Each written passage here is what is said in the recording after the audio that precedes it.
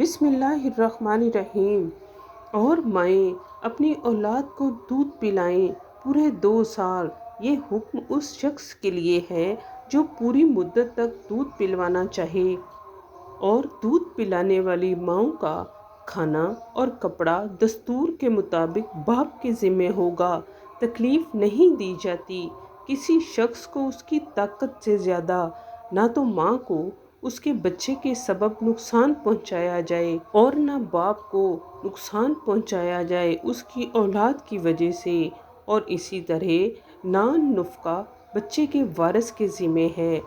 اور اگر دونوں یعنی ماں باپ دودھ چھڑانا چاہیں آپس کی رضامندی اور صلاح سے تو ان پر کچھ گناہ نہیں، اور اگر تم اپنی اولاد کو دودھ پلانا چاہو تو تم پر کچھ گناہ نہیں، بشرط یہ کہ تم دودھ پلانے والیوں کو